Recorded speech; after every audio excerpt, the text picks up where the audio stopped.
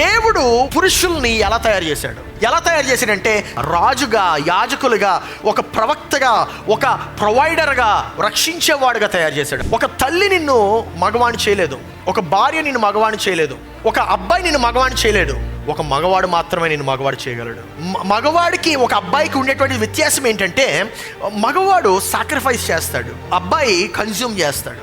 దేవుడు పురుషుని ఎలా తయారు చేశాడంటే చక్కగా ఔటర్ షెల్ని తయారు చేసి మంటిని చేసిన తర్వాత ఆయన ఆ యొక్క ఆదాము యొక్క ముక్కు దగ్గరికి వెళ్ళి ఆ ముక్కు దగ్గర నుండి ఆయన ముక్కు దగ్గర పెట్టి ఆయన అని ఊదాడు. That's how close Adam was to God. ఆయన ఊదింది పరలోకం నుండి కాదు, ఆయన ముఖాముఖిగా ఊదాడు. ఆయన ఊదింది దూరం నుండి కాదు, ఆయన దగ్గరగా ఉండి ఊదాడు.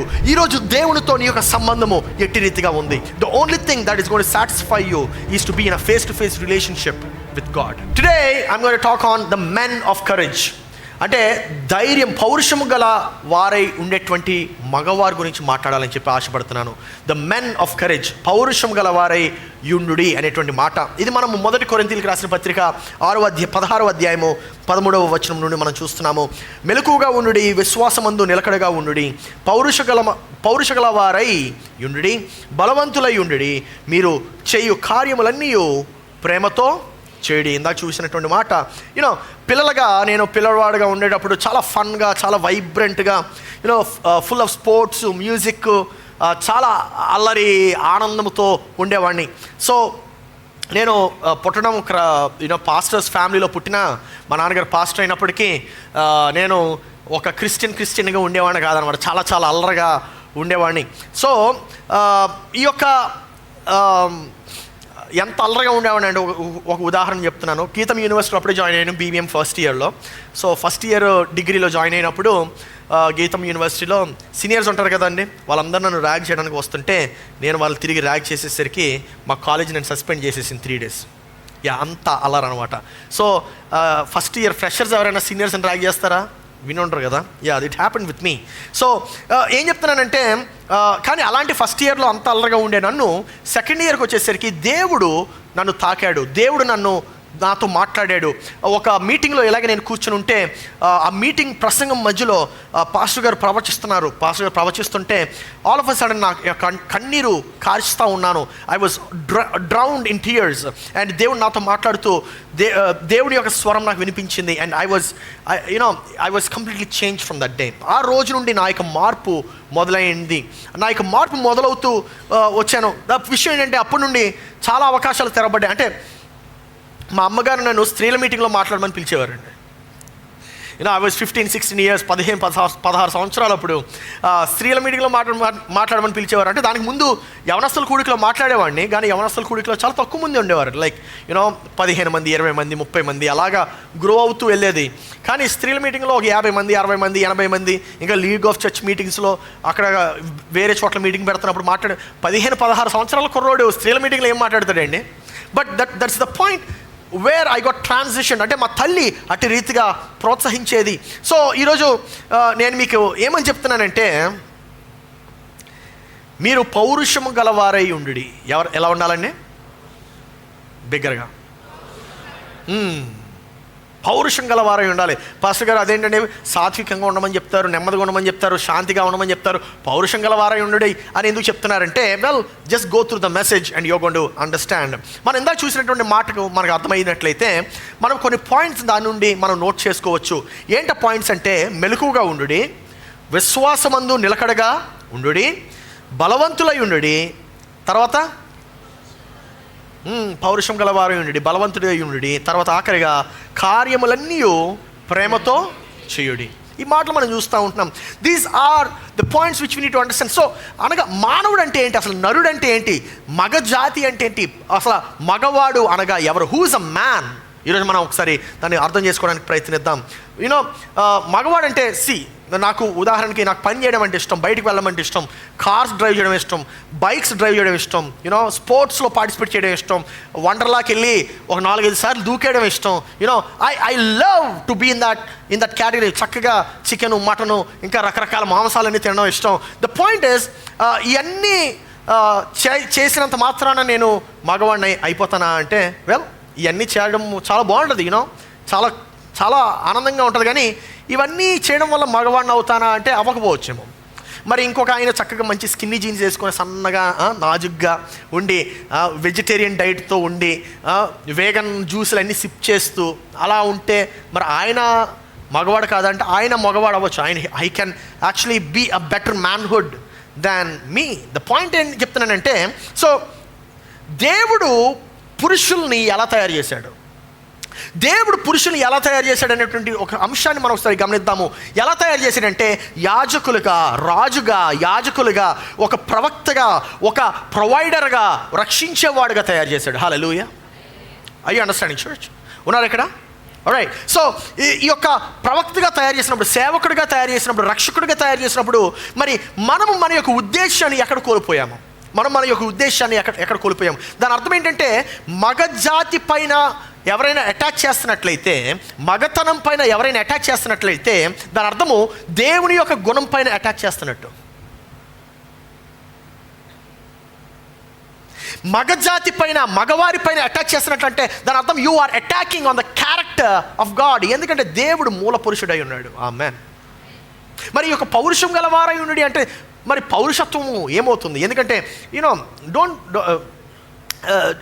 Don't you find it crazy, అబ్బాయిలు ఈ మధ్యన అమ్మాయిలా ప్రవర్తిస్తున్నారు. ఎందుకు అలాగా? అందరూ ఒకటేనండి అంటున్నారు. అందరూ ఒకటి కాదండి. ఉదాహరణకి ఆఫ్రికాలో మాసాయి ట్రైబ్ అని చెప్పి ఒక ట్రైబ్ ఉంది. దిస్ ట్రైబ్ ఏం చేస్తారంటే, ఈ యొక్క ట్రైబ్ 13-14 సంవత్సరాలప్పుడు ఆ యొక్క కుర్రోళ్ళు తీసుకొని వెళ్ళిపోతారు. కుర్రోళ్ళు తీసుకొని వెళ్ళిపోయి ఎక్కడ తీసుకెళ్ళిపోతారు? జంగల్స్లో తీసుకెళ్ళిపోతారు. 8 వీక్స్ ట్రైనింగ్ క్యాంప్ అనమాట. ఏంటి? బట్టలు తీసుకెళ్ళరు, ఆహారం తీసుకెళ్ళరు, నీరు తీసుకెళ్ళరు, ఏమీ తీసుకెళ్ళరు. వారి దగ్గర ఉన్నటువంటి ఆ యొక్క జంగల్కి తీసుకెళ్ళిపోయి 8 వీక్స్ అక్కడ పెట్టి వారు హంటింగ్ చేస్తూ, ఫ్రూట్స్ తింటూ, వారు ఆ యొక్క వాటర్ ఫాల్ నుండి వస్తున్నటువంటి వాటర్ని తాగుతూ వాళ్ళు బ్రతకాలి. దాని తర్వాత వాళ్ళు వస్తే అప్పుడు వారు మగవాళ్ళుగా వాళ్ళకి స్టాంప్ వేస్తారు.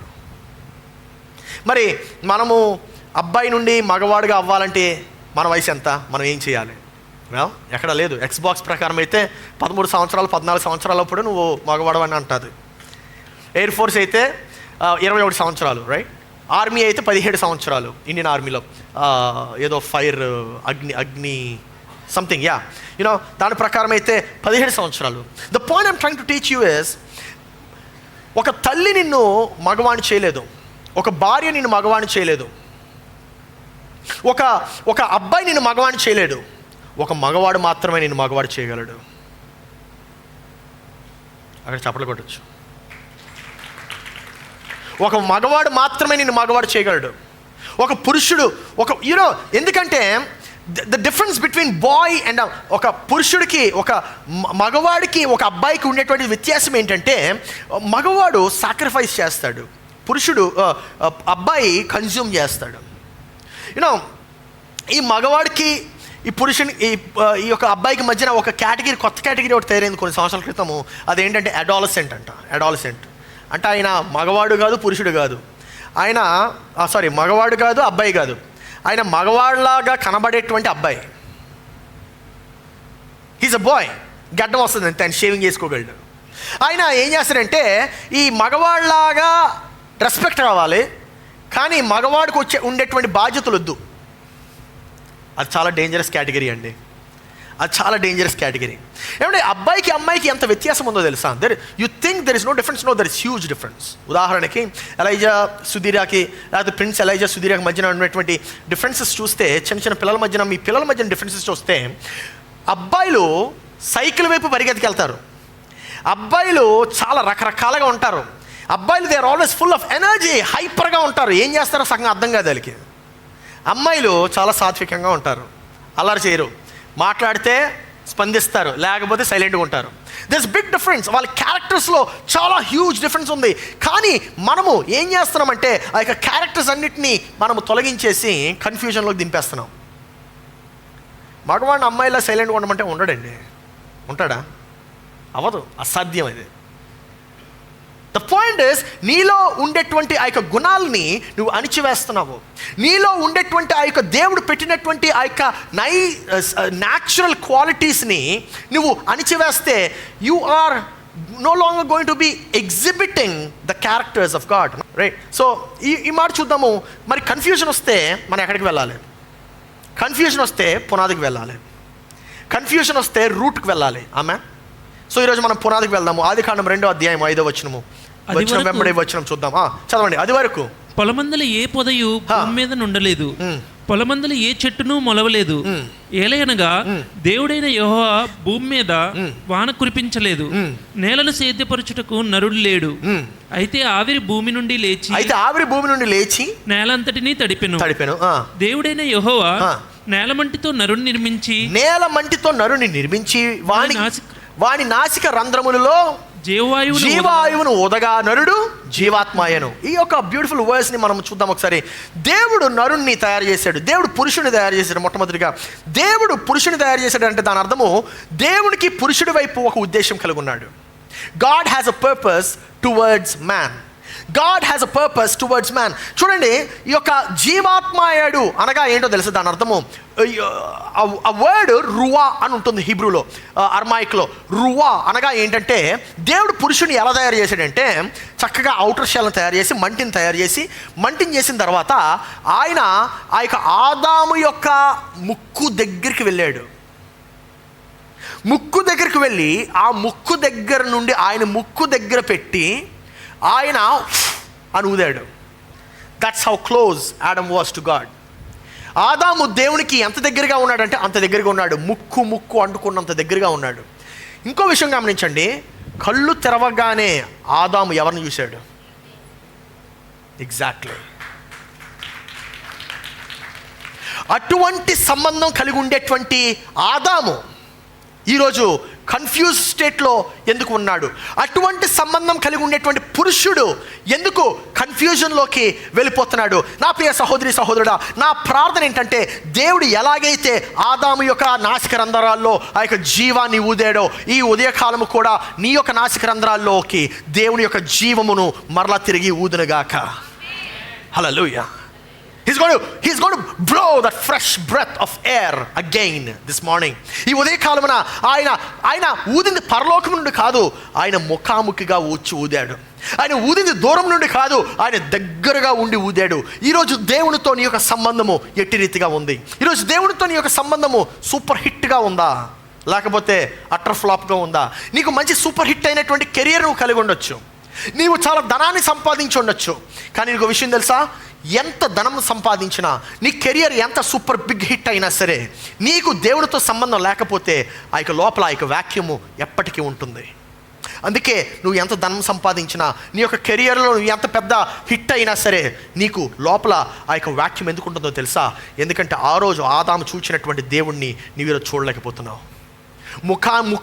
ముఖాముఖిగా చూసినటువంటి దేవుణ్ణి, ముఖాముఖిగా మాట్లాడినటువంటి దేవుణ్ణి ఈరోజు నీ యొక్క హృదయము కోల్పోయింది, దాన్ని వెతుకుతుంది. అందుకే దేవుడు లేకపోతే ఆ యొక్క సాటిస్ఫాక్షన్ రాదు.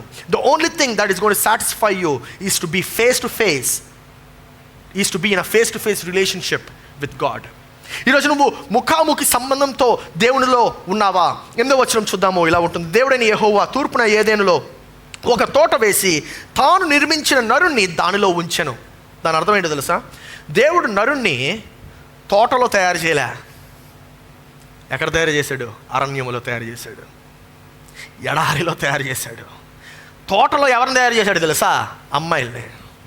అందుకే అమ్మాయిలకి పువ్వులు అంటే ఇష్టం. మీకు? We like wild things.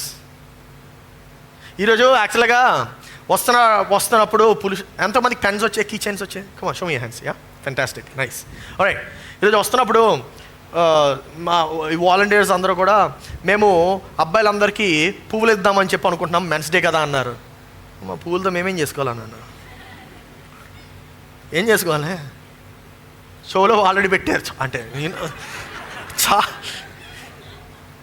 The point I'm trying to teach you is we are so different. మనము ఏదైనా తోటలో ఉండాల్సిన పని లేదు, మనము బయట చేయబడ్డాము, ఏదైనా తోటలో పెట్టబడ్డాము. నా ప్రియ సహోదరి సహోదరుడా, దట్స్ వై అందుకే తెలుసా, మనం ఎప్పుడైనా ఆ యొక్క సముద్రాల దగ్గరికి వెళ్ళినప్పుడు, కొండల దగ్గరికి వెళ్ళినప్పుడు you feel home, you like it. ఎందుకు నచ్చుతుందంటే because you have been missing that thing in your life. ఈరోజు ఈ యొక్క 9వ వచనం చూద్దాము. మరియు దేవుడైన యెహోవా చూపునకు రమ్యమైనదియు ఆహారమునకు మంచిదైనయు ప్రతి వృక్షమును ఆ తోట మధ్యను జీవపు వృక్షమును మంచి చెడులు తెలివినిచ్చు వృక్షమును నేల నుండి మొలిపించెను.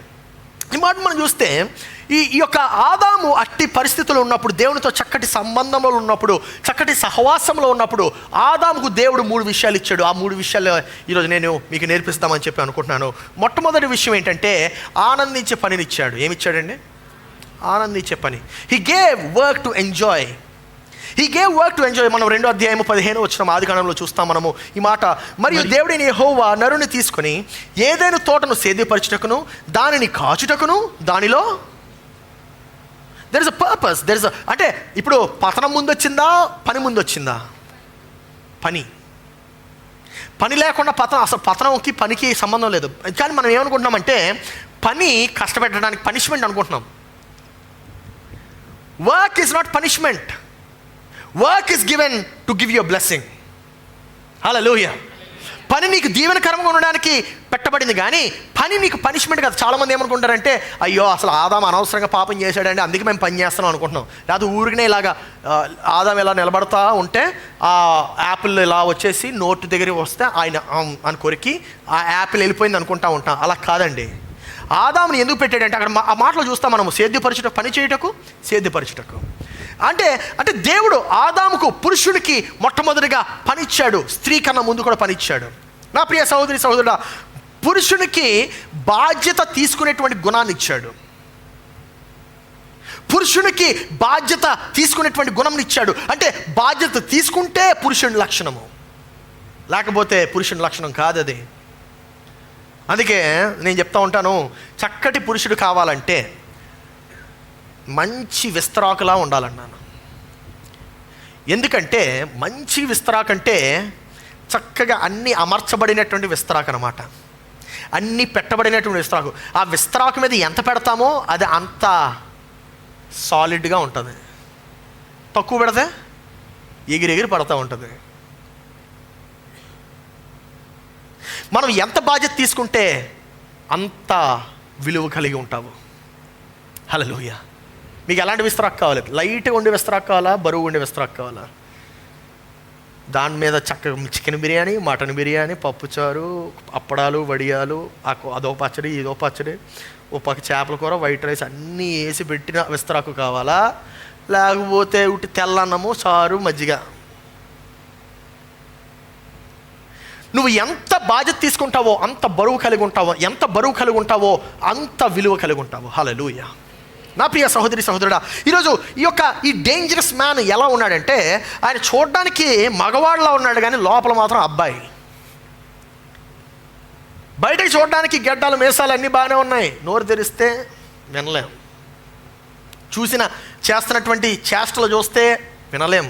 కాబట్టి ఎందుకు ఇలా అయిపోయిందంటే because man thought work is punishment. అసలు ఇది ఎందుకండి ఈ శ్రమ అనుకుంటున్నాం? No, the work is not punishment. Work is created so you can enjoy. నువ్వు ఆనందించడానికి పనిని తయారు చేశాడు. హల్లెలూయా.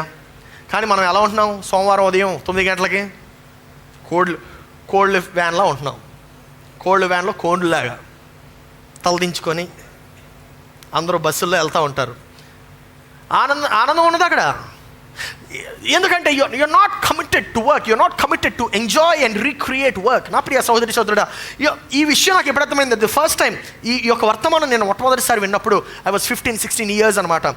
విన్నప్పుడు నేను చాలా సీరియస్గా తీసుకున్నాను ఈ మెసేజ్ని చాలా సీరియస్ తీసుకొని నేను నా యొక్క జీవితం ఎలా ఉండాలి, నేను దాన్ని ఎలా రూపుదిద్దుకోవాలి అనేటువంటి ఆలోచనలు కలిగి ఉన్నప్పుడు నాకు కలిగినటువంటి మాటలు ఏంటంటే నేను లైఫ్ని చాలా సీరియస్గా తీసుకోవాలనుకున్నాను. లైఫ్ని ఎలా తీసుకోవాలండి? ఆడుతూ పాడుతూ కాదు, చాలా సీరియస్ తీసుకోవాలి. Unit to take life seriously. ఎందుకో తెలుసా? ఆ సీరియస్గా తీసుకున్నందుకే ఈరోజు ఇన్ని పనులు చేయగలుగుతున్నాను. నేను అందుకే అనుకున్నాను, నేను ఒకవేళ వర్తమానం చెప్తే చాలా సీరియస్గా తీసుకోవాలి. దాన్ని కష్టపడి పని చేయాలి, కష్టపడి వర్తమానాన్ని తయారు చేయాలి. ఏదో కాపీ పేస్ట్ వర్తమానాలు కాదు. ఒకవేళ నేను పాడితే చాలా చక్కగా మీకు విషయం తెలుసా? ఐ లెర్న్ మ్యూజిక్, ఇప్పటికి కూడా నేను కర్ణాటక వోకల్స్ నేర్చుకుంటానే ఉంటున్నాను, వెస్టర్న్ వోకల్స్ నేర్చుకుంటానే ఉంటున్నాను. I'm getting train every week, వారానికి 2 రోజులు. ఎందుకంటే నేను పాడుతున్నాను, నా స్వరాన్ని వాడుతున్నాను. దాన్ని నేను చక్కగా వాడాలంటే దానికి తరిపిది కావాలా లేదా? అందుకే నేను పాడితే వినగలుగుతున్నారు, లేకపోతే రక్తాలు వచ్చేస్తాయి కదా. హల్లెలూయా. అందుకే ఆఫీస్ వర్క్ సీరియస్ తీసుకుంటాను, వెబ్సైట్ డిజైనింగ్ వర్క్ సీరియస్ తీసుకుంటాను, గ్రాఫిక్ డిజైనింగ్ వర్క్ సీరియస్ తీసుకుంటాను, స్కూల్ వర్క్ సీరియస్ తీసుకుంటాను, చర్చ్ వర్క్ సీరియస్ తీసుకుంటాను, convention hall work serious. Every work is serious. ఎందుకంటే బాధ్యత కలిగేవాడు. అందుకే దేవుడు మొట్టమొదటిగా మనిషికి ఇచ్చినటువంటిది, పురుషుడికి ఇచ్చినటువంటిది ఏంటంటే ఆనందించే పనినిచ్చాడు. చెప్పండి అందరూ, ఆనందించే పనినిచ్చాడు. రెండవది ఏమి ఇచ్చాడంటే లోబడ్డానికి ఆయన చిత్తాన్ని ఇచ్చాడు. దేవుని యొక్క చిత్తాన్ని ఇచ్చాడు. సో మరియు దేవుడిని యెహోవా ఈ తోటలో ఉన్న ప్రతి వృక్ష ఫలమును నీవు నిరభ్యంతరంగా తినవచ్చు, అయితే మంచి చెడ్డలను తెలివినిచ్చు వృక్ష ఫలమును తినకూడదు. నీవు వాటిని తిను దినమున నిశ్చయముగా చచ్చెదవని నరుని ఆజ్ఞాపించు. అక్కడ దేవుని యొక్క చిత్తాన్ని ఇచ్చాడు. నువ్వు ఇది తిను, ఇది చెయ్యి. ఏమంటే నాకు చాలా విచిత్రంగా అనిపిస్తుంది, ఎందుకు తిన్నాడు రా బాబు అనిపిస్తుంది. ఎందుకంటే అక్కడ తినడం గురించి కాదు సమస్య, అవిధేయత సమస్య. దేవుడు ఎన్ని చెట్లు ఇచ్చాడు? లెక్కలేని చెట్లు ఇచ్చాడంట. ఎన్ని చెట్లు తినొద్దన్నాడు? ఒకటే. మనం మాత్రం దాని మీదకే పడతాం, మరి ఏంటో తెలియదు నాకు. దేవుడు ఈ యొక్క ఎంటైర్ గార్డెన్ ఇచ్చాడు, ఆ యొక్క తోటనంతా ఇచ్చాడు. ఏమైనా చెయ్యు, నువ్వేం చేస్తే అది చెయ్యి అన్నాడు. మొట్టమొదటిది పని చేయడానికి ఆనందించే పనిని ఇచ్చాడు. రెండవది ఏమిచ్చాడు? మర్చిపోయారు అప్పుడే. స్త్రీలు కదండి, పురుషులు. లోబడే చిత్తాన్ని ఇచ్చాడు. మూడవది ఏంటంటే ప్రేమించడానికి ఒక స్త్రీని ఇచ్చాడు. హల్లెలూయా. ప్రేమించడానికి ఒక స్త్రీని ఇచ్చాడు. మనం 18వ వచనంలో చూస్తాము, మరియు దేవుడిని యెహోవా నరుడు ఒంటరిగా ఉండుట మంచిది కాదు, వానికి సాటి అనే సహాయము వాని కొరకు చేయదుమని అనుకునేను. ఈ 3 కూడా ఆరాధన. నువ్వు సరైనటువంటి ఆరాధకుడిగా ఉండాలంటే, దేవుణ్ణి వెంబడించేవాడుగా ఉండాలంటే ఈ 3 కూడా చాలా ప్రాముఖ్యం. మొట్టమొదటిది ఏంటి? ఆనందించే పని. రెండవది లోబడే చిత్తము. మూడవది ప్రేమించే స్త్రీ. ఈ 3 చాలా పురుషులందరూ పెళ్ళికైనటువంటి వారు చాలా ఆనందంగా ఉన్నారు. లాస్ట్ పాయింట్కి అమ్మయ్య పాస్టర్ గారు మంచి పాయింట్ చెప్పారు మీరని. 19వ వచనం చూద్దాం, మనకి ఇంకా అర్థమవుతుంది. దేవుడైన యెహోవా ప్రతి భూజంతువును ప్రతి ఆకాశ పక్షిని నేల నుండి నిర్మించి ఆదాము వాటికి ఏ పేరు పెట్టునో చూచు. ఆదాము వాటికి అతని యొద్దకు వాటిని రప్పించను. జీవము గల ప్రతిదానికి ఆదాము ఏ పేరు పెట్టెనో ఆ పేరు దానికి కలిగెను. అప్పుడు ఆదాము సమస్త పశువులకును ఆకాశ పక్షులకును సమస్త భూజంతువులకును పేర్లు పెట్టెను. అయినను ఆదామునకు సాటి అయిన సహాయము అతనికి లేకపోయే. మనం చూస్తున్నట్లయితే ఆదాముకి ఒక పని ఇచ్చాడు దేవుడు. ఒక పనిలో ఇంకో పని ఏంటది అంటే, నువ్వు పేర్లు పెట్టరా అన్నిటిగా అన్నాడు. ఏం పేర్లు పెట్టాలి? నీకు నచ్చిన పేరు పెట్టి అన్నాడు. అందుకే ఏమో హిప్పోపొటమస్ అని ఫస్ట్ పెట్టాడు, రైనోసరస్ చాలా కష్టంగా పెట్టాడు, జిరాఫ్ అలా పెట్టిన తర్వాత నాకు తెలిసి కొంతకాలం అయిన తర్వాత బోర్ కొట్టినట్టు ఉంది ఆయనకి. అందుకే ర్యాటు మ్యాటు బ్యాటు అలాంటి పేర్లు పెట్టాడు. పాయింట్ ఏంటంటే ఆదాము అన్నిటిని చూశాడు. రెండు జతలుగా ఉన్నాయి. మరి జతలుగా ఉన్నప్పుడు ఇవన్నీ పెట్టిన తర్వాత ఏంటయ్యా ఇవన్నీ బాగున్నాయి, చక్కగా ఉన్నాయి అని చెప్పి అనుకోలే. తన పనిలో ఉన్నాడు. సాటి అనే సహాయం కావాలని చెప్పి ఎవరు అనుకున్నారు? దేవుడు అనుకున్నాడు. అనేకసార్లు మనము వెంబడిస్తూ ఉంటాం అమ్మాయిని వెంబడించొద్దు, నీ పనిని నువ్వు వెంబడించు. కొట్టండి. హల్లెలూయా. దేవుడు నీకు ఇచ్చినటువంటి పనిని వెంబడించాలి. మొట్టమొదటిది ఏంటి చెప్పండి బ్రదర్స్ అందరూ, అమ్మాయిలు అందరూ మ్యూట్. ఓకే, బ్రదర్స్ అందరూ రెడీ. ఫస్ట్ది ఏంటి?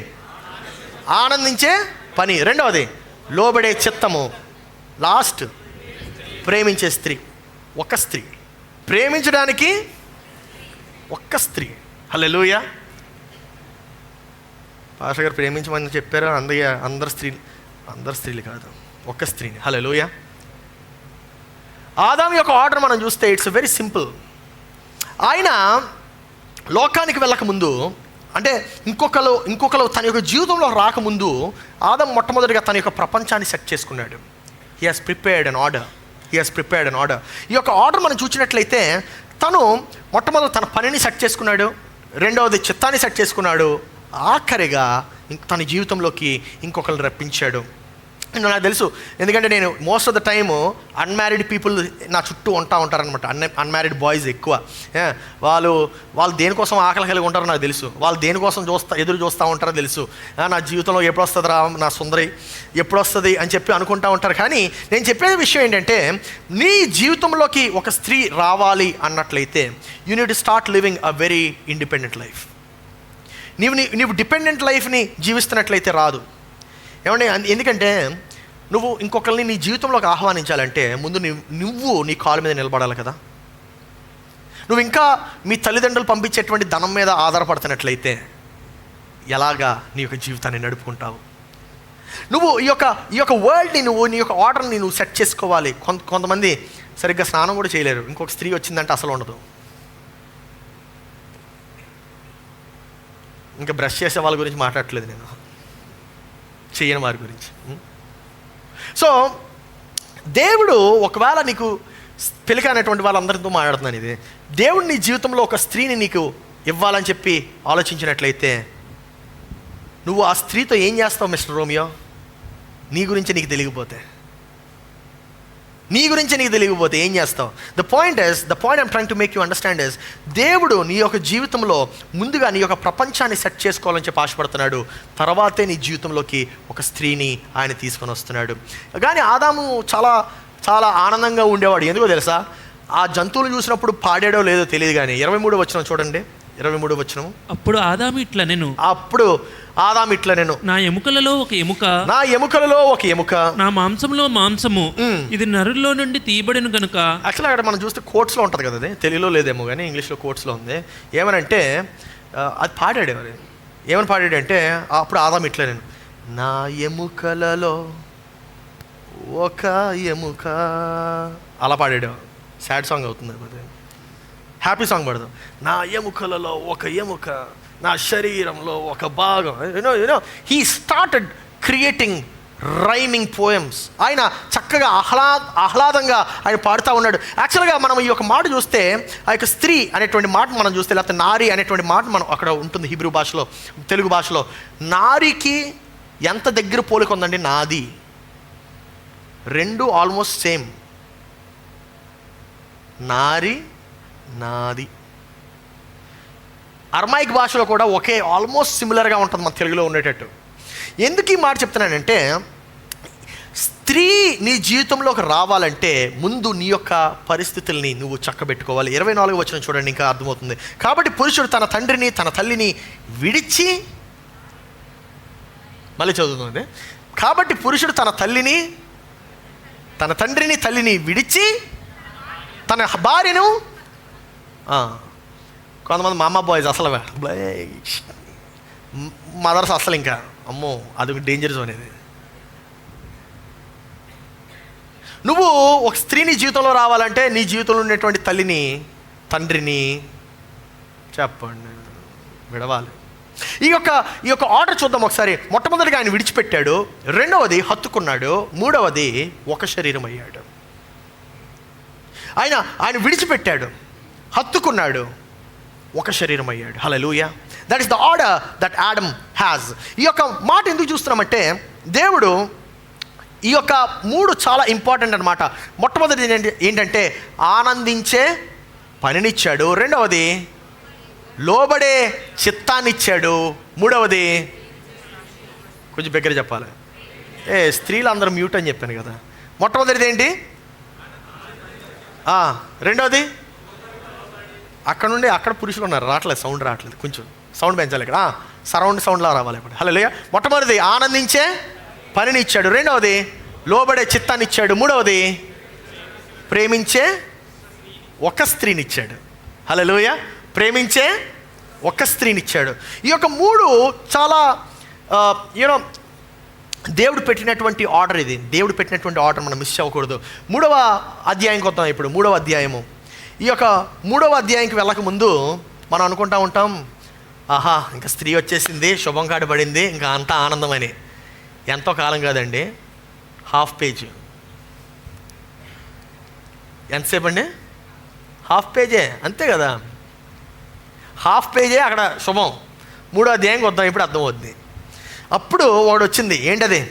దేవుడైన యెహోవా చేసిన సమస్త భూజంతువులలో సర్పము యుక్తి గలదై ఉండెను. అది ఆ స్త్రీ, ఇది నిజమా?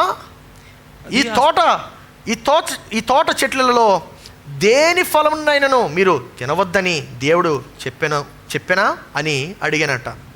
అంటే అపవాది లేకపోతే సాతాను మన దగ్గరకు వచ్చి మన దగ్గర ప్రశ్నిస్తే 3 విషయాలు ప్రశ్నిస్తాడు. మొట్టమొదటిది ఏం ప్రశ్నిస్తాడంటే దేవుని వాక్యాన్ని ప్రశ్నిస్తాడు.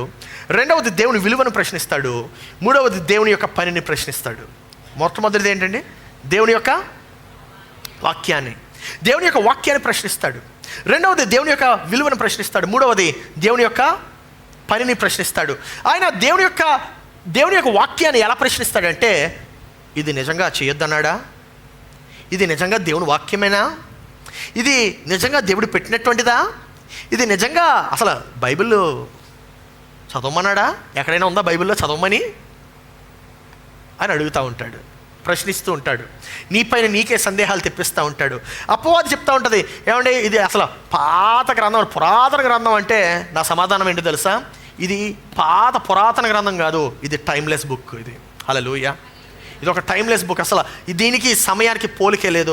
ఈ నిజంగా దేవుడు నమ్మదగినవాడా అంటే నమ్మదగినవాడు మాత్రమే కాదు, ఆయన నిజాయితీ పరుడు. హల్లెలూయా. మరి ఇంకా అపవాది మిమ్మల్ని ప్రశ్నిస్తూ ఉంటుంది, నిజంగా బైబిల్ నిజమేనా? బైబిల్ నిజం మాత్రమే కాదు, నువ్వు దానిపైన అధికారివి కాదు, కానీ బైబిలే నీపైన అధికారి. హల్లెలూయా. అర్థమైందా? చాలామంది దీనిపైన అధికారిగా ఫీల్ అవుతూ ఉంటారు. దీనిపైన నువ్వు అధికారి కాదు నైనా, బైబిలే నీపైన అధికారి. ఆమెన్. అందరూ చెప్పండి, నా పైన. బైబిల్ అయితే చెప్దాం, కమాన్, రెడీ? అందరూ చెప్పండి, నా పైన బైబిల్ అధికారి. ఓకే, సో మొట్టమొదటిది ఏంటి, ఎలా ప్రశ్నిస్తాడంటే దేవుని యొక్క వాక్యాన్ని ప్రశ్నిస్తాడు. రెండవది దేవుని యొక్క విలువను ప్రశ్నిస్తాడు. దేవుని యొక్క విలువను ఎలా ప్రశ్నిస్తాడంటే, అపవాది చెప్తా ఉంటుంది, ఒకవేళ దేవుడు నిజంగా నేను ప్రేమిస్తున్నట్లయితే ఆయన ఇంకా బెటర్గా నీ గురించి కేర్ తీసుకోవాలి కదా.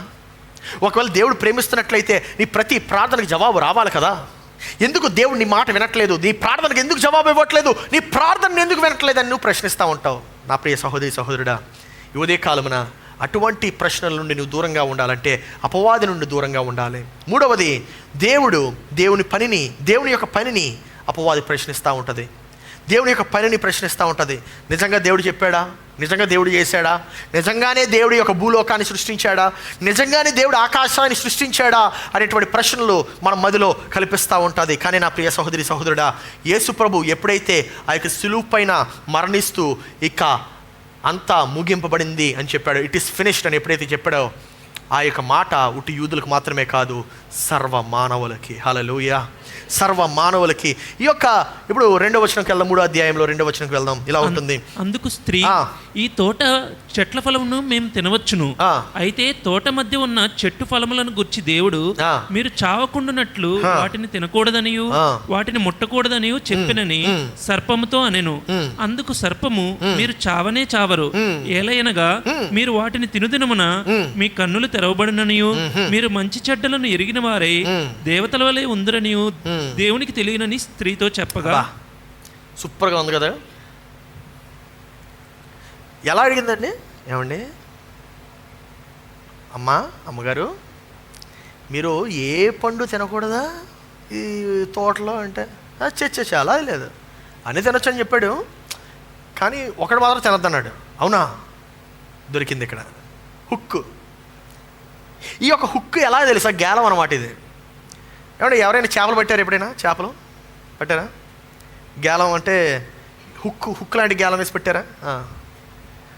ఫస్ట్ ఆ హుక్ని మనం చక్కగా దగ్గరికి వేసామనుకోండి, చేప దొరకలేదు అనుకోండి, మళ్ళీ వెనక్కి లాగేస్తాం. మనం లాగేసి ఇప్పుడు ఏం చేస్తామంటే ఆ హుక్కి ఒక ఎర తగిలిస్తాం. ఎర చిన్న చేప అనమాట. ఆ చిన్న చేపను తగిలిచ్చి దానికి చక్కగా గుచ్చి ఇప్పుడు దగ్గరికి వేయం, కొంచెం లోతుగా వేస్తాం. ఫస్ట్ ప్రశ్న ఏంటి? ఏ పండు తినొద్దన్నాడా? ఎంత అమాయకంగా ఉందండి. చిన్నదనమాట, దొరకలే. ఎర వేయలే, చిన్నగా వేసింది, దొరకలే. రెండోది ఆ ఒకటే తినొద్దన్నాడా? అది తింటే ఏమవుతుంది తెలుసా? ఏమవుతుంది అదే అడ్వర్టైజ్మెంట్ ఏజెన్సీ ఇప్పటివరకు పనిచేస్తుంది మనకి. నేను మీకు 10 సార్లు చెప్పి ఉంటాను ఇప్పటికి. ఎంతమంది ఫెయిర్ అండ్ లవ్లీ వాడారండి? నిజం చెప్పండి, తెల్లగా అయిపోతారు. ఫెయిర్ అండ్ లవ్లీయో, ఫెయిర్ ఎవరో, ఫెయిర్ అండ్ హ్యాండ్సమ్మో ఇప్పుడు ఏమొస్తున్నాయో తెలియదు. మరి పాయింట్ ఏంటంటే దానివల్ల ఏమవ్వదు, ఉన్నది ఊడిపోద్ది మీకు. ఏంటది? డబ్బులు, స్కిన్ క్యాన్సర్లు వస్తాయి. ఆడు ధనవంతుడు అవుతాడు, ఆడు ఫెయిర్ అండ్ లవ్లీ అవుతాడు. మీకు అమ్మినోడు వాడినోడు ఫెయిర్ అండ్ లవ్లీ కాదు, అగ్లీ అవుతాడు. నా ప్రియ సహోదరి సహోదరుడా, ఈ మాట చూడండి. ఎందుకు ఈ మాట చెప్తున్నానంటే 6వ వచనంలో చూడండి, చాలా చాలా స్పష్టంగా అర్థమవుతుంది. స్త్రీ ఆ వృక్ష ఆహారమునకు మంచిదని, కనులకు అందమైనదనియు, వివేకమిచ్చు రమ్యమైనదనియు ఉండుట చూచిన. అంటే అప్పటి వరకు చూసింది, అప్పటి వరకు అలా కనబడలే. ఎప్పుడైతే ఈయన సౌండ్ వేసాడో వీడియో మారిపోయింది. చాలాసార్లు అంతే కదా, మనకు అప్పటి వరకు ఆ అబ్బాయి బాగానే ఉంటాడు, కానీ ఒకళ్ళు సౌండ్ వేయగానే అబ్బాయి మారిపోతాడు. మనకు అప్పటి వరకు అమ్మాయి బాగానే ఉంటుంది, పక్కోడికి వెలుగుతూ ఉంటాడు, రే అమ్మాయి నిన్నే చూస్తుందిరా, సౌండ్ మారిపోద్ది. ఆ అమ్మాయిని పట్టించుకోదు, నీ సౌండ్ అందుకే చెప్తాను, సౌండ్ చాలా ఇంపార్టెంట్ అండి. సౌండ్ చాలా ఇంపార్టెంట్. సౌండ్ యొక్క ప్రత్యేకత ఇంకా మీకు అర్థమవుతుంది వెళ్ళే కొద్దీ. ఈ 3 విషయాలు చూద్దాము. ఆహారమునకు మంచిదియు అంటే ఏంటి? శరీరాశది. ఆహారమునకు మంచిదియు శరీరాశ. కనులకు అందమైనదియు అదేంటది? నేత్రాశ. వివేకమిచ్చు రమ్యమైనదియు అంటే ఏంటిది? వివేచనం. జీవపు డంబము అంటే చాలామందికి అర్థం కాదు కాబట్టి జీవపు గర్వం అని చెప్పచ్చు. It's the pride of life. ఈ యొక్క 3 విషయాలు మనల్ని నాశనం చేస్తాయి. అపవాది అప్పటి నుండి ఇప్పటి వరకు అదే వాడుతూ ఉంటాడు. నీ యొక్క జీవితం నాశనం అవడానికి కారణం ఏంటో తెలుసా? జీవపు డంబం. నీ యొక్క జీవితం నాశనం అవడానికి కారణం ఏంటో తెలుసా? నేత్రాశ. నీ యొక్క జీవితం నాశనం అవడానికి కారణం ఏంటో తెలుసా? శరీర ఆశ. ఈ 3 వాడుతూ ఉంటాడు తన యొక్క ఆయుధాలు. ఇది మనకి ఎక్కడ కనబడుతుంది? 1 యోహాను చదవాలి, బైబిల్ అందుకే చదవాలి. 1 యోహాను చెప్పండి 2:16.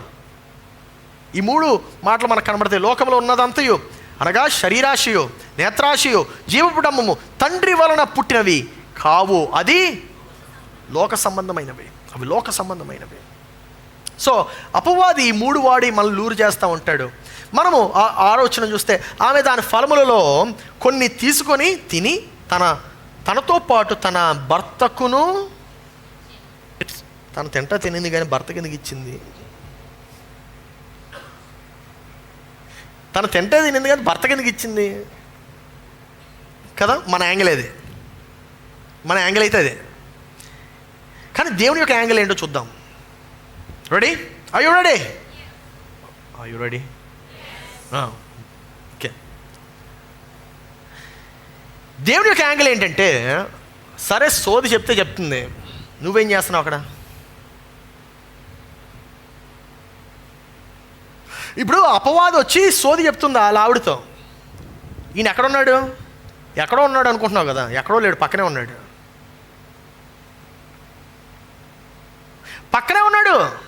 ఆదం పక్కనే ఉన్నాడు. ఎందుకు? తను తిని తన భర్తకు ఇచ్చిందట. తను తిని తన భర్తకి ఇచ్చిందని పక్కనే ఉన్నాడు. ఆదాము అవ్వ ఆ సర్పముతో మాట్లాడుతున్నప్పుడు ఆదాము ఏమీ చేయలేదు, చూశాడు. ఏం మాట్లాడలేదు, విన్నాడు అంతే. దాన్నే నేను ప్యాసివిటీ అంటాను. ప్యాసివిటీ అంటే ఏంటో తెలుసా? ఏమి చేయకుండా ముద్దుగా చూడటం, ఏమీ మాట్లాడకుండా నిశ్శబ్దంగా వినడం. Passivity. This is exactly what is killing all the men. పురుషులందరినీ చంపేస్తున్నటువంటి మాట ఏమైనా ఉంది అంటే నిశ్శబ్దత. నీ భార్యే కదా, నీ భార్య అపవాదంతో మాట్లాడుతుంటే నువ్వేం చేస్తున్నావు? అది నీ బాధ్యతే కదా. ఇప్పుడు నా భార్య ఎవరైనా హానిపరిచేవాడు తన దగ్గరకు వచ్చి మాట్లాడితే నేను అది విషయం చూస్తున్నప్పుడు, ఆ దృశ్యం చూస్తే తను ఆపడం ఏంటి? పట్టుకుని వెళ్ళిపోతాను నేను అతను. మరి ఆదాం ఏం చేస్తున్నాడు? నిశ్శబ్దంగా ఉన్నాడు. సరేలే మాట్లాడితే మాట్లాడింది, నాకెందుకు, సరేలే ఏదో చేసుకుని నా ఎందుకు. పాసివిటీ. ఆ యొక్క పాసివిటీ ఏంటంటే ఆపడు. సర్లే ఏం జరుగుతుంది అంటాడు. ఏం జరిగితే అది జరగదనైనా నువ్వు అనుమతిస్తున్నావు. నువ్వు మౌనంగా ఉన్నావంటే అనుమతిస్తున్నావు. నా ప్రియ సహోదరి సహోదరుడా, నీ భార్య నీ బాధ్యత. చూడండి, అప్పుడు వారిద్దరూ కన్నులు తెరవబడెను, వారు తాము దిగంబరులని తెలుసుకొని అంజూరపు ఆకులు కుట్టి తమకు కచ్చడములను చేసుకొనిరి. అది that is the first religion. ప్రపంచంలో ఏమైనా మొట్టమొదటి రిలీజియన్ పుట్టింది అంటే అది ఇదే. ఏంటో తెలుసా ఆ రిలీజియను, ఆ మతం ఏంటో తెలుసా? ఆ మతము దేవుని యొక్క సన్నిధి నుండి దూరమయ్యి వారి యొక్క క్రియలపైనే ఆధారపడతా ఉంటుంది. అదే మతం. మతం అనగా ఏంటంటే వారు దేవుని యొక్క మాటలను విడిచిపెట్టి, దేవుని యొక్క సన్నిధిని విడిచిపెట్టి, దేవుని యొక్క కార్యాలను విడిచిపెట్టి వారి యొక్క స్వంత కార్యాలపైన ఆధారపడడమే మతము. That is what is religion. మతము చేసేది అదే. సరేలే, బాలేదా ఇలా చేయి, బాలేదా అలా. నో. మనం ఎప్పుడైతే దేవుని తృణీకరిస్తున్నామో మనం మతాన్ని స్వీకరిస్తున్నామో. I want repeat that again. మనం దేవుని ఎప్పుడైతే తృణీకరిస్తున్నామో మనం మతాన్ని స్వీకరిస్తున్నాము. ఈరోజు నువ్వు దేవుని స్వీకరిస్తున్నావా, మతాన్ని స్వీకరిస్తున్నావా? నువ్వు ఒకసారి ప్రశ్నించుకో నా ప్రియ సహోదరుడా. కొంతమంది మతం కోసం దేవుణ్ణి తృణీకరిస్తారు. దేవుడు చెప్తాడు ప్రేమించు క్షమించు అంటే మనం క్షమించం, పగ మాత్రం పెంచుకుంటూ ఉంటాం. నా ప్రియ సహోదరి సహోదరుడా, మనం చెప్పేది ఏంటంటే నాకు నువ్వు వద్దయ్యా, నేను నా స్వంత కార్యాలపైన, నా స్వంత చేతి పైన నేను ఆధారపడతాను అని చెప్తూ ఉంటాం.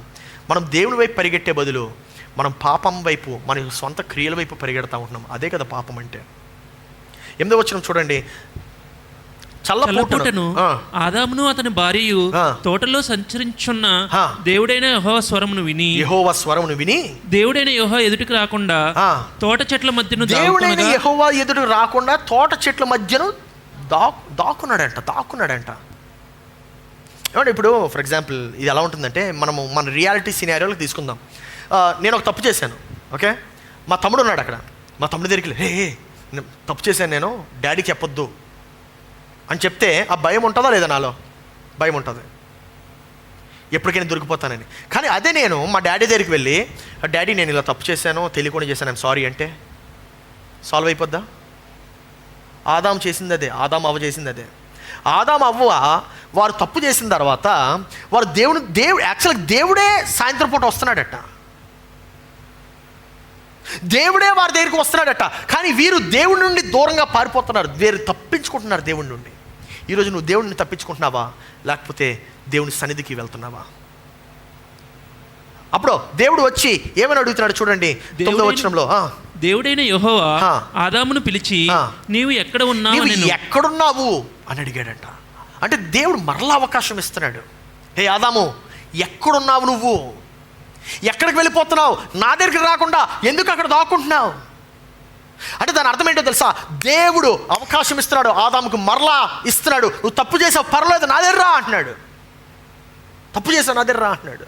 కానీ ఈ మహానుభావుడు ఏం చేశాడో చూద్దాం. 10వ వచనంలో, అందుకతడు నేను తోటలోని స్వరము వినినప్పుడు దిగంబరునిగా నుంటిని గనుక భయపడి దాగుకొంటిన నేను. అబ్బా,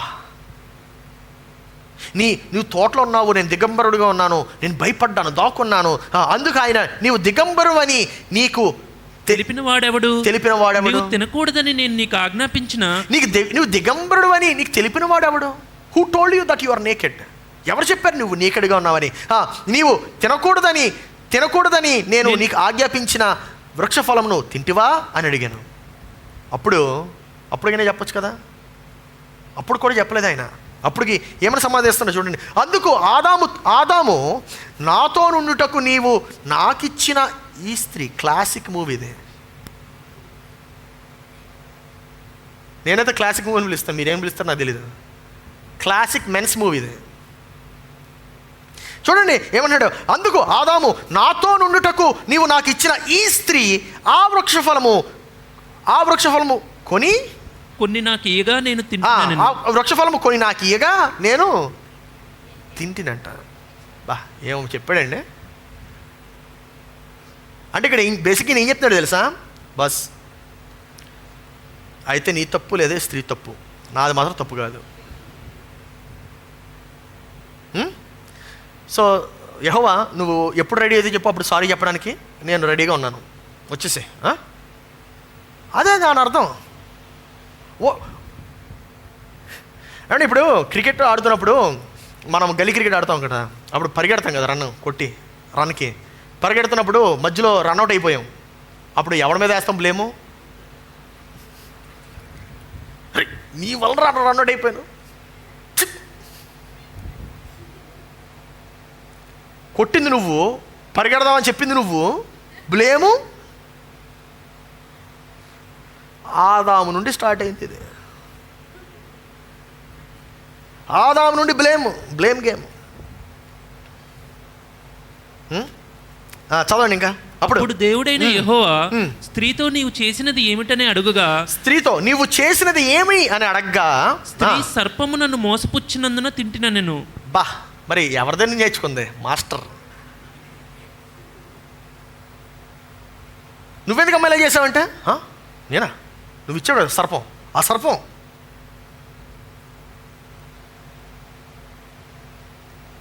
నువ్వెందుకు చేసావంటే అది, నువ్వెందుకు చేసావంటే ఇది. అరే వాట్ ఈస్ దిస్? విషయం ఏంటంటే దేవుడు అక్కడ ఆదాముకు ఒక అవకాశం ఇస్తున్నాడు.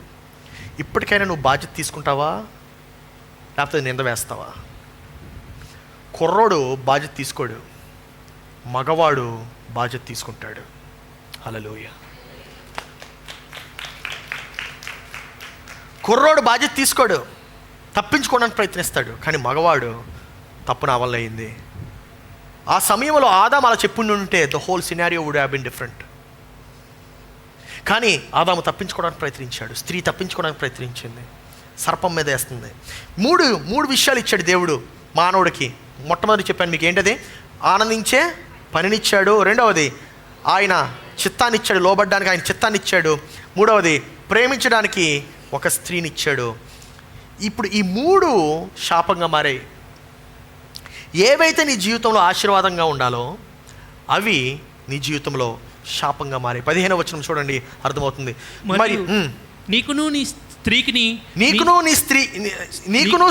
స్త్రీకిని నీ సంతానమునకు ఆమె సంతానమునకును వైరము కలుగజేసెను. అది నిన్ను తల మీద కొట్టును, నీవు దానిని మడిమ మీద కొట్టుదు అని చెప్పెను. ఇక్కడ వైరం కలుగజేశాడు, కానీ దాంట్లో నుండి కూడా దేవుడు ఒక అద్భుతాన్ని సృష్టించడానికి ప్రయత్నిస్తున్నాడు. దాంట్లో నుండి కూడా ఆ యొక్క శాపము నుండి కూడా దేవుడు ఒక మంచి కార్యం చేద్దామని చెప్పి ఆలోచిస్తున్నాడు. ఏంటదంటే చూడండి, నిన్ను తల మీద కొట్టును, అది నిన్ను తల మీద కొట్టును, నీవు దానిని మడి మీద కొట్టుదువని చెప్పాను. అంటే యేసయ్య గురించి మాట్లాడుతున్నాడు ఇక్కడ. నీ ద్వారా వచ్చేటువంటి ఆ యొక్క స్త్రీ, ఆ యొక్క సంతానము, ఏ స్త్రీ అయితే నేను ఆశీర్వాదంగా పెట్టానో, ఏ స్త్రీనైతే నేను ఆశీర్వాదంగా పెడితే నువ్వు శాపంగా మార్చేసావో, ఆ స్త్రీనే నేను వాడుతాను, ఆ స్త్రీ ద్వారానే సంతానాన్ని నేను రప్పిస్తానని చెప్పాడు.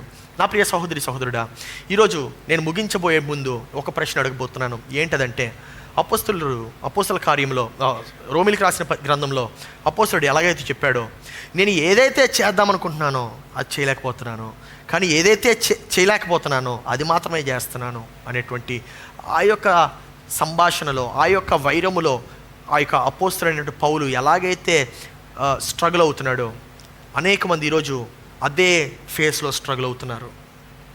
You are struggling with sin. పాపముతో నువ్వు స్ట్రగుల్ అవుతున్నావు, పాప ఊబిలోనే ఉండిపోతున్నావు, పాపం నుండి బయటకు రాలేకపోతున్నావు.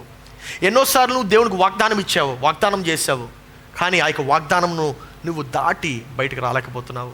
ఉదాహరణకి న్యూ ఇయర్కే నువ్వు ఎంతో గొప్ప మంచి సాలిడ్గా తీసుకున్నటువంటి రెజల్యూషను ఏమైంది? It got wasted. న్యూ ఇయర్కి తీసుకున్నటువంటి రెజల్యూషన్ ఎలాగైతే వేస్ట్ అయిందో, నా ప్రియ సహోదరుడా, ఈ ఉదయకాలమున దేవుని యొక్క వాగ్దానాన్ని పట్టుకొని, నీవు దేవుని యొక్క ఆశీర్వాదాన్ని పట్టుకొని నువ్వు నడవాలంటే నీ యొక్క మతాన్ని ప్రక్కన పెట్టు, దేవుని యొక్క ప్రేమను స్వీకరించు. హల్లెలూయా. ఈరోజు మగవాడు ఎట్టి రీతిగా ఉండాలంటే దేవుడు ఇచ్చినటువంటి ఈ 3 క్రియలు, ఈ 3 విషయాలు నీవు నీ యొక్క జీవితంలో అమర్చుకోవాలి.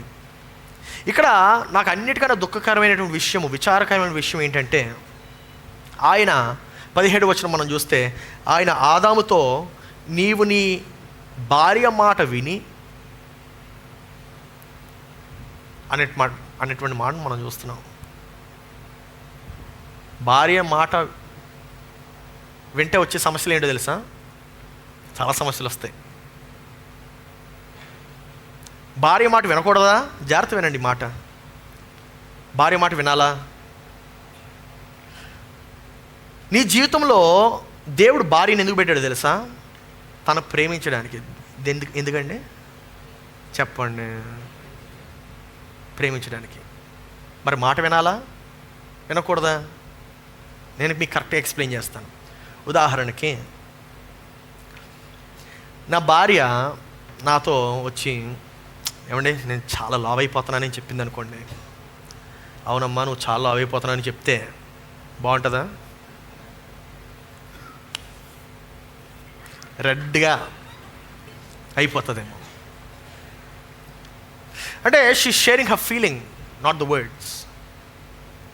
సర్లే తినకపోతాయి సరిపోద్ది అని చెప్తే బాగుంటుందా? It's a feeling. తన యొక్క భావం షేర్ చేస్తుంది. పురుషులకి స్త్రీలకి ఉండేటువంటి వ్యత్యాసం ఏంటో తెలుసండి? స్త్రీలు వారి యొక్క భావాలు షేర్ చేస్తారు, మనము మన యొక్క లాజిక్ని వాడతాం. That's the big difference. మనం మన యొక్క లాజిక్ని వాడతాం. లాజిక్ వాడామంటే స్త్రీల దగ్గర పనికిరాదు, వాడద్దు. ఇందాక నేను చెప్పినట్టు రెడ్గా అయిపోద్ది. లిప్స్టిక్తో అనుకుంటున్నారు, కాదండి. స్త్రీలు ప్రత్యేకంగా రూపింపబడ్డారు, పురుషులు ప్రత్యేకంగా రూపింపబడ్డారు. యూనిట్ తన యొక్క మాటలు కాదు వినాల్సింది, నువ్వు తన యొక్క హృదయాన్ని తెలుసుకోవాలి. హల్లెలూయా. am I right? నువ్వు వినాల్సింది మాటలు కాదు, తన యొక్క హృదయాన్ని. ఒకసారి ఇలాగా ఒక భర్త అంట, భార్య అలా మౌనంగా ఉంది, నిరుత్సాహంగా ఉండి కోపంగా ఉందంట ఏదో భర్త చేసినటువంటి ఒక పని వలన. భార్య అలా ఉంటే, ఏమైంది బాగాలేదు ఏంటి అలా ఉన్నావు అంటే, బాగానే ఉన్నాను అన్నదంట. ఈమె బాగానే ఉన్నాదని చెప్పి నేను పని చేసుకుంటున్నాడు. బాగానే ఉందండి దాని అర్థం. విషయం మాకు అలాగే అర్థం అవుద్ది. మాకు అలాగే బాగానే ఉంది కానీ విషయం ఏంటంటే బాగాలేదు. You need to know her heart. Amen. నువ్వు తన యొక్క హృదయాన్ని తెలుసుకోవాలి. ఎందుకు ఈ మాట చెప్తానంటే, అపవాది హత్య చేయడానికి, దొంగలించడానికి, డిస్ట్రాయ్ చేయడానికి వస్తున్నాడు. You know the word the lord says the devil comes to steal, kill and destroy. ఈ 3 స్టీల్, కిల్ అండ్ డిస్ట్రాయ్. నీ యొక్క వివాహాన్ని కూడా. ఎందుకు ఈ మాట చెప్తున్నాను? ఈ యొక్క ఇంటర్నేషనల్ మెన్స్ డే రోజున ఎందుకు చెప్తున్నాను ఈ మాట అంటే, పురుషులు బాధ్యత తీసుకోవడానికి మనము తయారు చేయబడ్డాం, మనం నిర్మింపబడ్డాము. మనం కుటుంబాలు కట్టడానికి మాత్రమే కాదు, సరైనటువంటి సమాజాన్ని ఏర్పాటు చేయడానికి నీవే మూలమై ఉన్నావు. హల్లెలూయా. ఆ మూలము బాగుందనుకో సమాజం అంతా బాగుంటుంది. ఆ మూలం బాగుందంటే సమాజం మాత్రమే కాదు, వాతావరణం బాగుంటుంది. హల్లెలూయా. కానీ ఆ మూలము పాడైందంటే సమాజం కాదు కదా, ఏది బాగోదు. ఈ ఉదయకాలమున నీవు తన యొక్క చెప్పే మాటలు కాదు నువ్వు వినాల్సింది, తన యొక్క హృదయాన్ని అర్థం చేసుకోవాలి.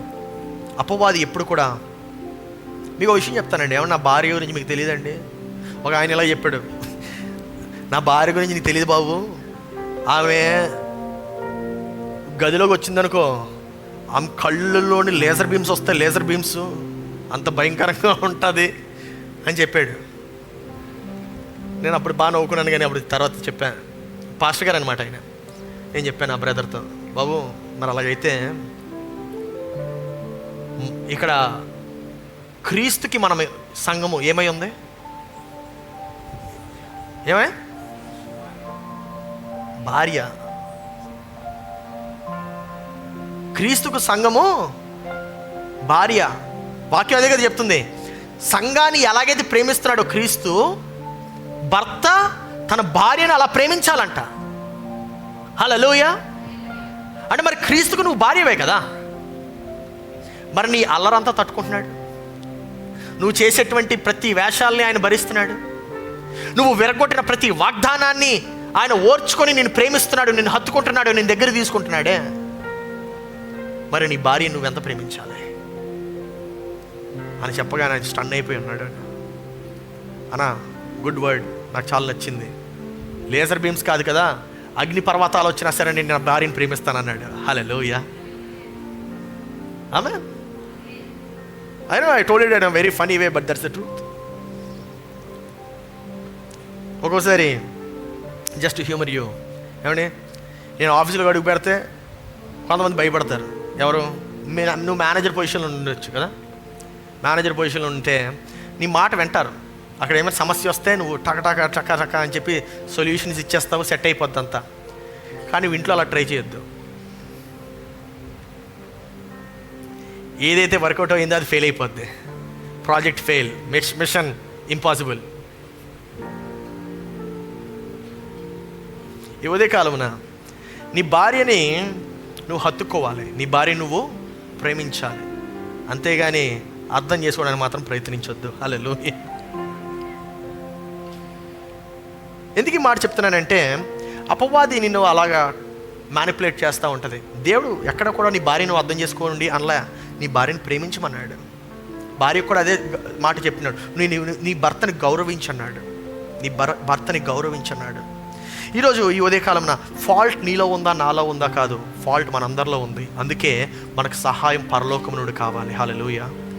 నీకు సహాయం పరలోకము నుండి కావాలి. The heaven is the answer for you. నిజమైనటువంటి మగవాడు, నిజమైనటువంటి పురుషుడు ఏం చెప్తాడో తెలుసా? నాకు అన్నీ తెలుసు అని చెప్పడు. నిజమైనటువంటి వాడు ఏం చేస్తాడంటే, దేవా నాకేం తెలీదు, నాకు సహాయం కావాలని అడుగుతాడు. అందరు లేచి నిలబడదాము. ఈ ఉదయకాలము ఆ సహాయం నీకు కావాలా?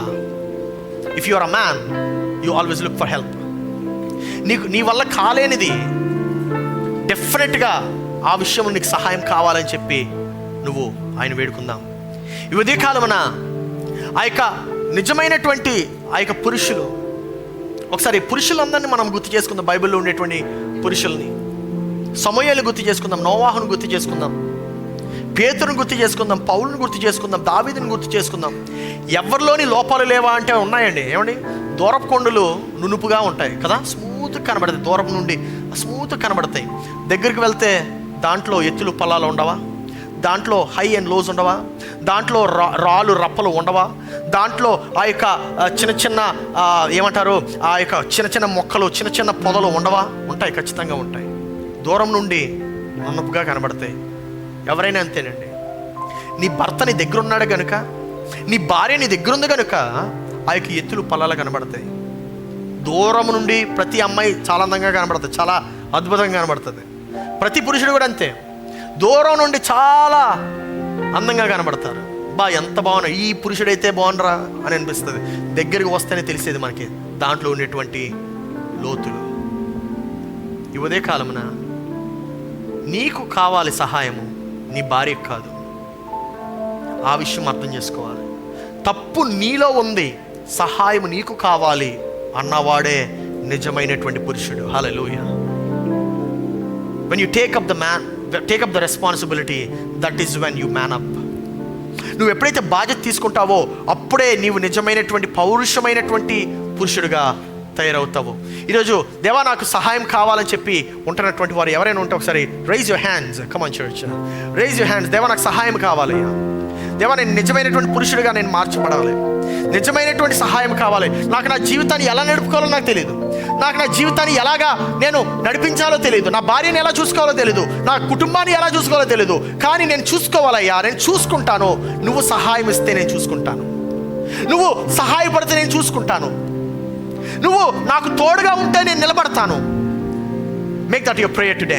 నీవు దాన్ని నీ యొక్క ప్రార్థనగా చేయగలవా? దేవా నాకు నీ సహాయం కావాలని చెప్పి ప్రార్థన చేయగలరు. ప్రతి పురుషుడు నోరు తెరవాలి. ఆదాము ఆ రోజు నోరు మూసుకొని ఉన్నందుకే ఆ యొక్క శాపగ్రస్తుడు అయ్యాడు. ఆదాము ఆ రోజు తను క్రియలు చేయనందుకే తను శాపగ్రస్తుడు అయ్యాడు. ఆ రోజు ముయ్యబడినటువంటి ఆదాము నోరు క్రీస్తు ద్వారా నువ్వు తెరవడానికి దేవుడు నిన్ను నీకు ఆ యొక్క రైట్ని ఇస్తున్నాడు. ఈరోజు నువ్వు నీ యొక్క నోరుని తెరిచి, దేవా నాకు సహాయం కావాలని అడుగుతావా?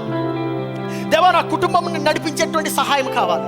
దేవా ఆర్థికంగా నేను ఎలాగ ఎదగాలో నాకు అర్థం కాదు, నాకు సహాయం కావాలి. పరలోకపు సహాయం కావాలి.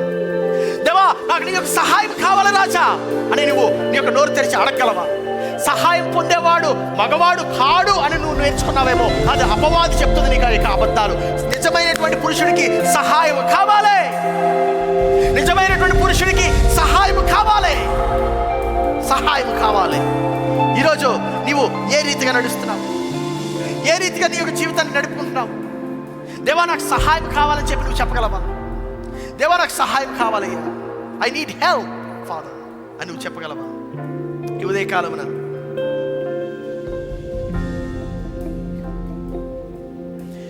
నోవాహు వంటి నీతి, అబ్రహాము వంటి విధేయత, యోసేపు వంటి శుద్ధత దయచేయు. మోషే వంటి నమ్మకం, సమూయేలు వంటి యథార్థత, ఏలియా వంటి విశ్వాసం దయచేయు. నోవాహు వంటి నీతి, అబ్రహాము వంటి విధేయత, యోసేపు వంటి శుద్ధత దయచేయు. మోషే వంటి నమ్మకం, సమూయేలు వంటి యథార్థత, ఏలియా వంటి విశ్వాసం దయచేయు. విశ్వాసమునకు కర్తవు, కొనసాగించే నా ప్రభుడవు, మార్గం సత్యం జీవం నీవే. విశ్వాసమునకు కర్తవు, కొనసాగించే నా ప్రభుడవు, రానయ్యున్న తండ్రివి నీవే. విశ్వాసమునకు కర్తవు, కొనసాగించే నా ప్రభుడవు, మార్గం సత్యం జీవం నీవే. యేసయ్యా విశ్వాసమునకు కర్తవు, కొనసాగించే నా ప్రభుడవు, రానయ్యున్న తండ్రివి నీవే. మరించు నీ నీతి, కనిపించు నీ త్రోవను, నీ వలనే నన్ను మార్చుకో యేసయ్యా. కుమ్మరించు నీ నీతి, చూపించు నీ త్రోవను, నీ వలనే నన్ను మార్చుకో యేసయ్యా. యోబు వంటి ఓర్పును, దానియేలు వంటి ప్రార్థన, దావీదు వంటి హృదయము దయచేయు. సొలొమోను వంటి జ్ఞానము, సమరయుని వంటి ప్రేమను, యాకోబు వంటి పోరాటం నేర్పించు. యోబు వంటి ఓర్పును, దానియేలు వంటి ప్రార్థన, దావీదు వంటి హృదయం దయచేయు. చేయగలవా? సొలొమోను వంటి జ్ఞానం, సమరయుని వంటి ప్రేమను, యాకోబు వంటి పోరాటం నేర్పించు. విశ్వాసమునకు కర్తం, విశ్వాసమునకు కర్తం, కొనసాగించే నా ప్రభుడవు, మార్గం సత్యం జీవం నీవే. విశ్వాసమునకు కర్తం, కొనసాగించే నా ప్రభుడవు, రానయ్యున్న తండ్రివి నీవే. విశ్వాసమునకు కర్తం, కొనసాగించే నా ప్రభుడవు, మార్గం సత్యం జీవం నీవే. నీవే విశ్వాసమునకు కర్తం, కొనసాగించే నా ప్రభుడవు, రానయ్యున్న తండ్రివి నీవే. దేవా ఈ ఉదయకాలం నేను నీ సన్నిధిలోకి వస్తున్నాను. దేవా పురుషులు ప్రభువా ఈ యొక్క సమాజానికి, ఈ యొక్క లోకానికి ఎంతో ప్రాముఖ్యమయ్యా. వారు లేకుండానైనా ఈ యొక్క లోకం లేదు. వారు ఎంత ప్రాముఖ్యులంటేనైనా ఈ యొక్క లోకంలో మొట్టమొదటిగా నువ్వు సృష్టించినటువంటిది పురుషుణ్ణి. వారు ఎంత ప్రాముఖ్యం అంటే ప్రభువా, వారు లేనిదే ఈ యొక్క సృష్టికి అర్థం లేదయ్యా. అంత శక్తివంతమైనటువంటి పురుషులు, అంత బలమైనటువంటి పురుషులు దేవా మరలా తిరిగి లేవనెత్తబడాలయ్యా. దేవా మరలా తిరిగి లేవనెత్తబడాలి ప్రభువా. దేవా నిరాశగా ఉండేటువంటి, బలహీనంగా ఉండేటువంటి పురుషులనైనా ఈ ఉదయకాలం ప్రభువా నీ యొక్క బలముతో దేవా నోవాహులాగా, దేవా అబ్రహాములాగా, దేవా అహరోనులాగానైనా, దేవా పేతురులాగా ప్రభువా, దేవా స్టెఫను వలె దేవా నీ యొక్క బలముతో, నీ యొక్క శక్తితో దేవా నీ యొక్క బలమైనటువంటి భీకరమైనటువంటి కార్యాలు చేసేటువంటి పురుషులు ప్రభువా ఈ యొక్క సంఘం నుండి లేవనెత్తబడాలి ప్రభువా. దేవా ఈ యొక్క సంఘం నుండి నైనా బలమైనటువంటి క్యారెక్టర్స్ ఉండేటువంటి వారు, బలమైన వ్యక్తిత్వం కలిగినటువంటి వారినైనా లేవనెత్తబడాలి రాజా. ఈ ఉదయకాలంనైనా బలమైనటువంటి పురుషులు తయారు చేయము, బలమైనటువంటి మగవాళ్ళని తయారు చేయము దేవా. పౌరుషం కలిగినటువంటి పురుషులు తయారు చేయమయ్యా. దేవా నీ యొక్క సంఘాన్ని విస్తరించేటువంటి వారిని, నీ ముఖాముఖిగా నిన్ను చూచేటువంటి వారిని, కళ్ళల్లో కలుబడి చూచేటువంటి వారిని, నీ సన్నిధికి దగ్గరగా ఉండేటువంటి వారిని